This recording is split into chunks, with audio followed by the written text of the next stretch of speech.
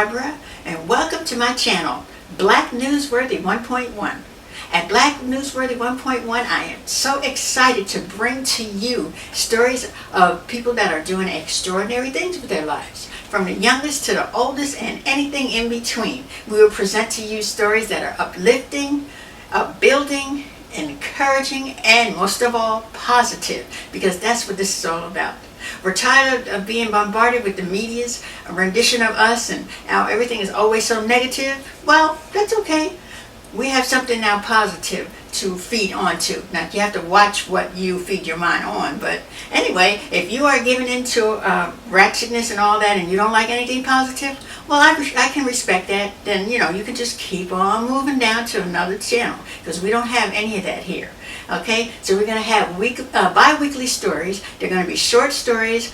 Most of them won't last any more than 4 or 5 minutes, except certain occasions when we'll have like interviews and so forth. So anyway, sit back and relax and get ready to be encouraged. Okay, our first story is an unbelievable story about a 77-year-old woman who is a sprinter. Her name is Rose Green, and she's from Maryland, and she has won medals in the 200 meters, 400 meters, and she is the American record holder in the 60-meter sprint. I don't know how she does it. I just can't even imagine myself doing that. I mean, no, I just can't. 77 years old, good for her, good for her. So anyway, Miss Green is a great-grandmother. She's intending on taking it all the way to the top. She is going for a world record. Good for you, girl. She runs almost 7 days a week. Her significant other, by the name of Austin Cortez, he is not only her significant other, but he's also her trainer. All right. Now, get this. In addition to sprinting, she also finds the time to teach weight training. That is remarkable.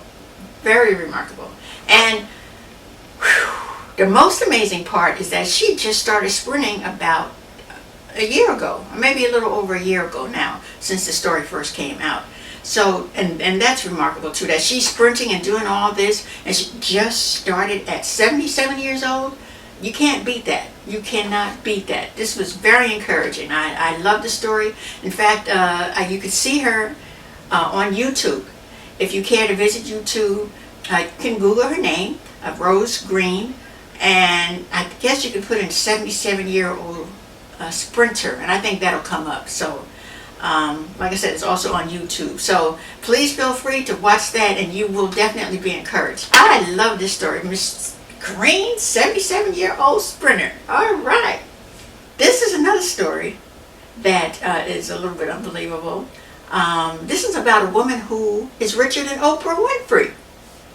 Yep, I said richer than Oprah Winfrey. Not by much, just a little. Whereas Oprah is estimated to be worth $3 billion, this woman is estimated to be $3.3 million. Same thing to me, tomatoes, same thing. Well, we're talking about Florencio Alakia. I hope I'm pronouncing her name correctly, but that's the way I see it. Now, like I said, she's worth $3.3 billion, and she is a Nigerian oil baroness and a fashionista. Now, Miss Alakia, who is now in her early 60s, started her career as a secretary at the Bank of Nigeria, and later on she relocated to England to study fashion design. Now, at some point, she returned to Nigeria to set up a high-end label called Supreme Stitches. Now, that wasn't actually how she acquired her riches. Now, a significant portion of her wealth comes from an oil exploration license that was granted to her in 1983. And, yes, I said and, she has assets that include a real estate portfolio worth over $100 million. Okay? Excellent. This just goes to show you that Oprah ain't the only one who can make all this money. We can do it too. It may take some time, it may take some dedication, whatever, it can be done, in other words. that's just a remarkable story. And I applaud you, Miss Alakia. And I guess we'll be hearing some more about you in the near future, hopefully. So to read about Fuller Run Show for yourself, go to timemagazine.com and search her name. Or actually, you can put her name in Google, and the story will also come up, because I think it's on more than one site. So, but check that out for yourself. Okay, now our next story is about a mother and son. They graduated together with PhDs. They graduated with PhDs, both the mother and the son. Now, in August of 2013, Vicki McBride and her son Maurice graduated from Capella University. And this particular school was in Minnesota. Maurice never thought in a million years that he would be getting his PhD, and he couldn't see that for his mother either. Now, the story is that Vicki had Maurice at an early age, but regardless of that, she did not let that stop her from continuing on with her education. So she continued her education because dropping out was not an option for her. Okay, and then Maurice, everything wasn't so smoothly going for Maurice either, because he wound up at 16 years old getting himself into a lot of trouble, which landed him in juvie. Okay, but that didn't stop him either. So what happened was he started having faith. He started picking himself up. Now, whether the faith was in himself or in God or both, it doesn't really matter. The fact is that he started having faith in himself, and he's still in the back of his mind always reasoned that he's going to continue his education, and that's what he did. But in the meantime, after he started picking himself up, he went and got his GED. Then he pursued a music career. He signed a deal with Capitol Records. Now, I don't know in what capacity. I don't know if he's behind the scenes or dealing with other people, other artists, because I don't know. I haven't heard, anything about him being in the music industry. But then you never know. Like I said, people are doing some things in the music industry as well. Okay, so here's some great advice from his mom, Vicki. She says, and I quote, "You can be successful. You can be anything. Set a goal and go for it. Set that goal and go for it." Yeah. Very wise words that applies to us all. And I thank you so much, Miss Vicki McBride, and also to your son for your inspiration, your encouragement, and your encouraging words. Thank you so much. More on the story, you can visit newsone.com and search Mother and Son Graduate with PhDs. Thank you again, you two. Now, this next story, has great interest for me because it deals with something that I believe has gone by the wayside in the past, let's just say 15, 20 years or so. I am talking about customer service skills, okay? And this story is about an 18-year-old by the name of Sharon Stevens. It could be Sharon, I'm not quite sure how to pronounce it. He's a college student from Columbus, Ohio. Now, he's also an author, and he wrote this book called Undercover Customers, 100 Ways to Fix Your Broken Customer Service. I appreciate this book because I've come upon some really, really horrible customer service representatives, I put it that way.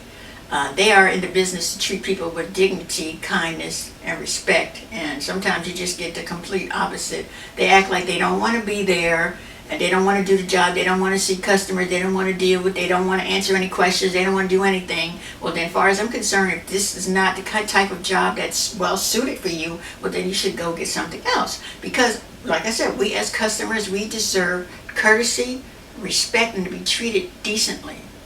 Okay? And also, there's two words that I love to hear from a customer service rep, whether it be from a supermarket, a clothing store, or anywhere where I spend my money. It's just two words. Thank you. Thank you. It's easy, a no-brainer. Anybody can say thank you. Okay? Because when I spend my money somewhere, I'd like to know that you are appreciative that I frequented your establishment, that you appreciate me coming in and spending my money. Because without the customers, you don't have a job. Okay, so it would behoove you to try to at least learn how you can be more customer oriented, because they do have classes. Do they have classes on customer service? I don't know. But anyway, there's ways you can learn. Look it up, Google it. In fact, you can learn just about anything on the internet nowadays. But anyway, back to the story. The book is a powerful guide for employers, managers, executives, and CEOs how to implement exceptional customer service. Not mediocre, not terrible, but exceptional customer service. Now, Sharon shares his 100 super simple, effective tips from an associate's perspective. Now, he has held jobs in several fast food industries like I think McDonald's and several others. So he knows a lot about customer service, his customer service skills. Okay, so he knows what works and what doesn't work. He works with these customers on a daily basis. Okay, and here's what he says. He says most CEOs and corporate execs never deal with customers, so how can they know how to properly train their employees? He's right, it just stands to reason. Okay, so now we thank you so much, Mr. Sharon, and like I said, I hope that I'm pronouncing his name correctly, or Sharon. I believe your book would make a great difference in how these customer services react or respond to customers and treat us with kindness. If nothing else, kindness, courteous, decency. But anyway, we hope to see that. Anyway, if you would like to get his book, you can get it on Amazon.com, and they also have a Kindle version of that book. And if you want to read about Sharon's story, you can go to BlackNewsworthy and search his name. Thank you again, Sharon.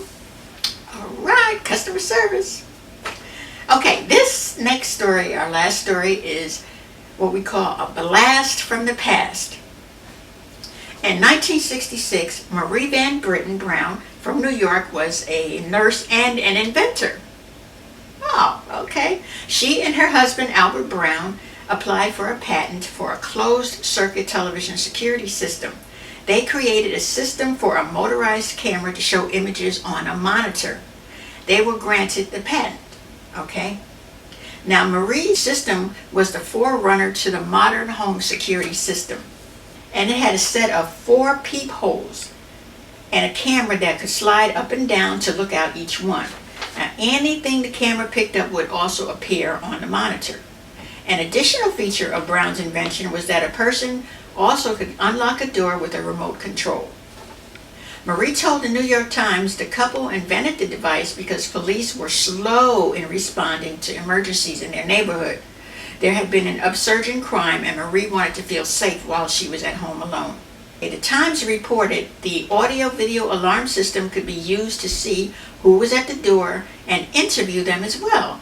And Ms. Brown received an award from the National Scientist Committee.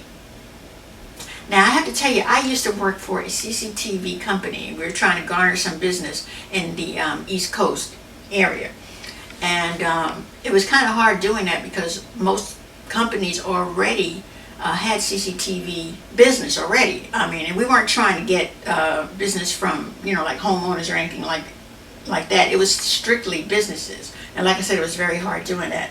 And I just couldn't imagine when I was working there the fact that there was actually a black woman who invented the CCTV.